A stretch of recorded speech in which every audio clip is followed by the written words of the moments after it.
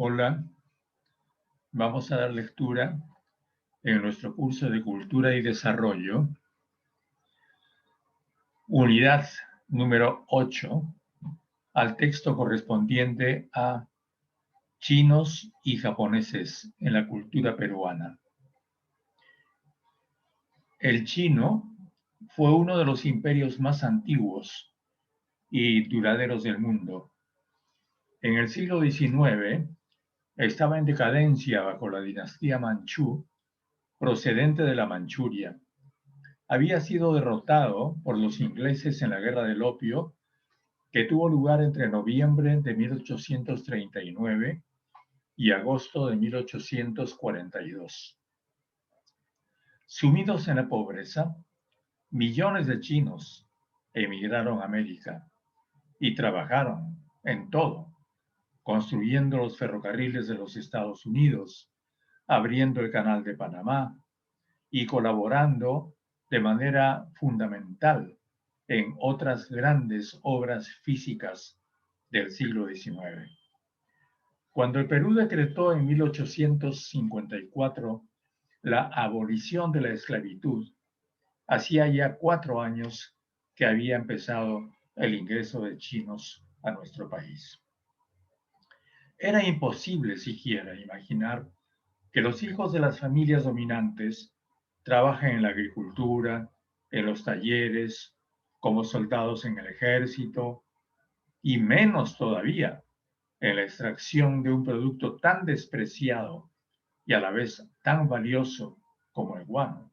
Imposible pensar que los hijos de las familias ricas trabajen en eso. Por eso es que el ingreso de chinos se produjo debido a la escasez de mano de obra para la agricultura en la costa y para la extracción del guano de islas, que se empezó a explotar alrededor de 1840. Macao o Ahomén en chino, una península situada en la costa suroeste de China, fue en el siglo XVI refugio de piratas chinos y malayos. Los mandarines de Cantón pidieron ayuda a los portugueses para desalojarlos y estos se quedaron ahí desde entonces. Los portugueses cristianizaron a algunos habitantes a la vez que convirtieron a la península en un centro de una nueva esclavitud causada por el hambre que asolaba el país. Los chinos siguieron siendo budistas en su mayoría, o también confucionistas o taoístas, discípulos del Tao. Cada familia tenía un santuario en el hogar. Amaban la rutina y detestaban la idea del progreso. La pobreza extrema era parte de la vida en Macao. Sus habitantes no usaban zapatos y solían estar desnudos de la cintura para arriba mientras el clima lo permitía. Cuando el frío arreciaba en invierno, usaban túnicas negras u oscuras que los cubrían casi totalmente, desde el cuello hasta más abajo de las rodillas. Sus sombreros eran cónicos, hechos de papel y de bambú. Se rapaban la cabeza y solo dejaban detrás una trenza suelta. Vivían vendiendo artesanías y objetos diversos a los portugueses. Eran tan supersticiosos como los occidentales. Eran aficionados al juego y al tabaco que armaban en pipas o grandes cachimbas. Muchos fumaban opio, que era importado por los ingleses desde Mumbai y Calcuta en la India. Comían puñados compactos de arroz sin sal, que era complementado cuando tenían dinero con legumbres, carne o pescado. La emigración, es decir, la fuga de China, salir de China, empezó en 1847 desde Macao y otros puertos y se hizo de manera caótica. A mediados del siglo XIX había 17 casas de emigración y 319 corredores de colonos en Macao. Las barracas almacenaban en condiciones inhumanas a la gente que se presentaba para emigrar. Se calculaba que se embarcaron hacia el Callao más de 100.000 curíes. En el Perú, la importación de curíes fue importación, entre comillas, por supuesto, fue autorizada por la denominada Ley China, un dispositivo promovido por el representante Domingo Elías, quien, como era diputado o senador, se hizo adjudicar el monopolio de este comercio en la misma ley. La edad de los migrantes oscilaba entre los 10 y los 30 años. Hubo entre ellos muchos niños y niñas de muy corta edad. Hubo naufragios, amotinamientos, suicidios, muertes, enfermedades como viruela, sífilis, tuberculosis, las más comunes, en los viajes que duraban 5 meses o más, aunque después, con los nuevos clippers norteamericanos, un nuevo tipo de barco, que fueron introducidos a la navegación en esos años, el viaje fue reducido a 79 días. Muchos semiesclavos fugaban apenas llegados, a pesar de que no conocían el país ni hablaban el castellano. Los importadores eran ingleses, aunque una compañía peruana de la familia Canevaro importó el 25% de semiesclavos chinos entre 1859 y 1874. Estos fueron sometidos a diversos regímenes según la hacienda. En Cayaltí, propiedad de la familia Aspíllaga, se les daba 1,5 libras de arroz por día y 2 vestidos al año, más 1 kilo de carne semanal. El precio de los vestidos se les descontaba de su salario de 2 soles por cada 12 días completos de trabajo. 2 soles ganaban por cada 12 días completos de trabajo. Completos, ¿eh? Desde la madrugada hasta la noche. Todas las noches eran encerrados en un galpón que por lo general era promiscuo, sucio, congestionado. Entonces eran comunes la homosexualidad, las enfermedades venéreas que les fueron adjudicadas en la opinión popular como características de los chinos. Fueron dedicados a la extracción de guano de las islas y a la agricultura, especialmente en el algodón. Terminados sus contratos, se fueron concentrando algunos pueblos de la costa y en la calle Capón de Lima, donde se fue formando el barrio chino, en el barrio de abajo del puente y también en algunas ciudades como Chepén, Lambayeque y Huacho. Según cifras guardadas en las parroquias, hacia 1860, un 30% de los chinos, un 30%, habían muerto de tuberculosis. El opio era en esa época de comercio legal. Lo importaban numerosas casas comerciales.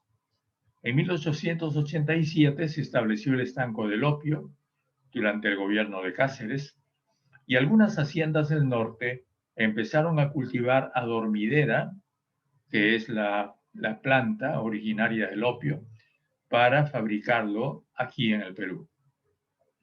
Las haciendas lo vendían en sus tiendas y lo descontaban como parte del salario a los chinos, a la vez que distribuían coca y alcohol a sus trabajadores indígenas. Los fumaderos se extendieron a las provincias, a todas las provincias donde había trabajadores chinos. Pero también el opio fue usado para el suicidio. Aproximadamente en 1875, los chinos, que fueron enriqueciéndose, organizaron casas de beneficencia y empezaron a luchar por los derechos de sus connacionales. Esos eran los chinos que ya habían terminado sus contratos, se habían dedicado al comercio, habían hecho algo de dinero, en fin. Entonces, los hacendados buscaron nuevos trabajadores libres para las haciendas. Mientras los chinos se dedicaban al comercio al menudeo y los que ahorraron algún dinero ayudaban a sus hermanos de raza a inventarse su empleo. Hacia 1877 hubo 2 teatros chinos en Lima, en locales abiertos, el Odeón y el Olimpo. El Odeón estaba en la Victoria y el Olimpo estaba también en la Plaza Mancocapa, que lo que ahora es la Plaza Mancocapa. Ese fue un teatro chino. Después fueron convertidos en cines en el siglo XX. También llegaron a Lima desde California, Estados Unidos, compañías profesionales de teatro chino. Los actores y actrices, que sumaban hasta 70 personas, vestían lujosos vestuarios de seda bordada en oro, cocinaban y dormían en el local, a donde llegaron a asistir hasta 2.000 espectadores. Las puestas en escena duraban varias horas y allí, mientras se veía la obra de teatro, que era bien lujosa, se comía, se bebía té, incluso se fumaba opio en cobertizos que eran algo apartados. También, así como en el caso de los afrodescendientes, hubo muchas sublevaciones de culíes. La más extensa tuvo lugar en Pativilca. Cuando se produjo la invasión chilena al Perú, muchos chinos se incorporaron al ejército chileno invasor, pero los invasores los pusieron en la vanguardia para que vuelen en el territorio que estaba minado.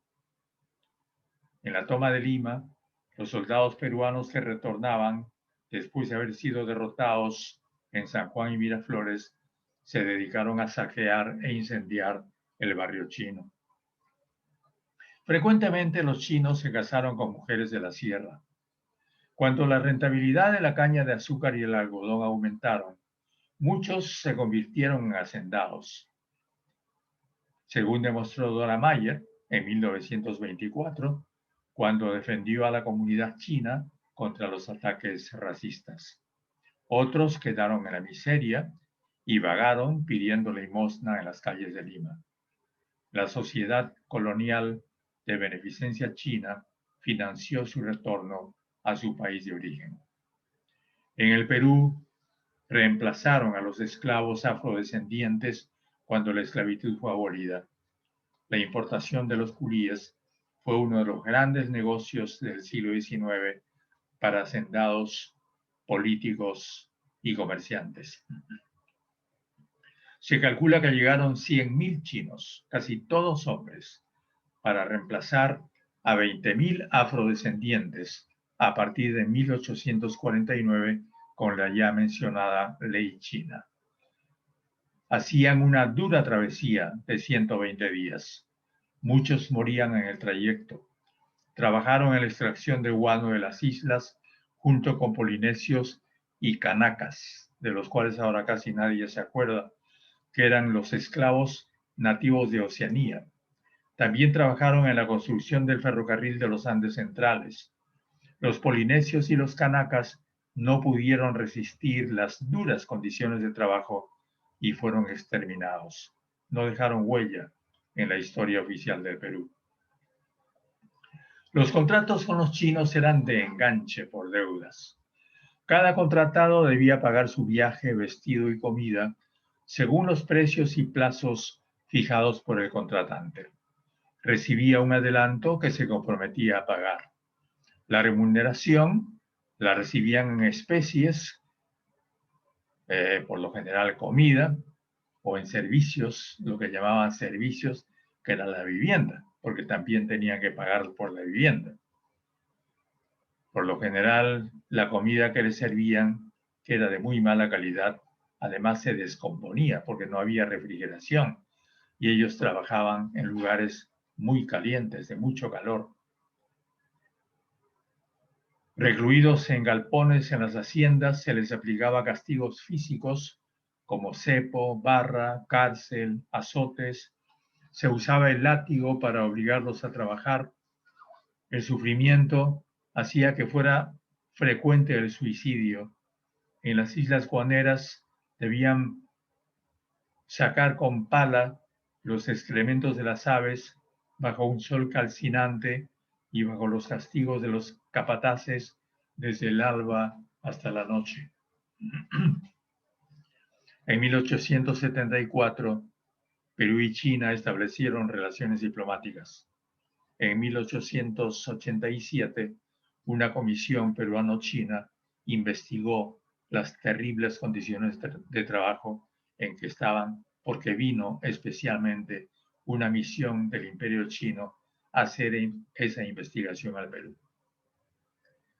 Después, los semiesclavos chinos fueron incorporándose gradualmente a la sociedad peruana en condiciones de colonos o yanaconas. Muchos se casaron con mujeres peruanas, fundaron negocios, se dedicaron al comercio y nos aportaron su dieta basada en el arroz y su compleja comida procedente de Cantón y de Macao. El Perú tiene la comunidad de origen chino más grande de América Latina. La presencia de la cultura china es visible en la vida peruana. Está en la comida, en el arroz sobre todo, en los chifas, en el comercio y en distintas formas de vida. Los ciudadanos chinos o de origen chino se han casado con peruanas, introduciéndose así en la cotidianeidad de nuestro país. En cuanto a los japoneses, la inmigración japonesa empezó más tarde que la china, a fines del siglo XIX. Fue resultado de un acuerdo entre los gobiernos del Perú, donde se iniciaba la llamada República Aristocrática, con Nicolás de Piérola, y de Japón, donde gobernaba la dinastía Meiji. La dinastía Meiji es la que moderniza el Japón y lo modernizó en un periodo muy corto y de una manera espectacular. Desde 1868 hasta 1912, los Meiji convirtieron al Japón en una potencia mundial.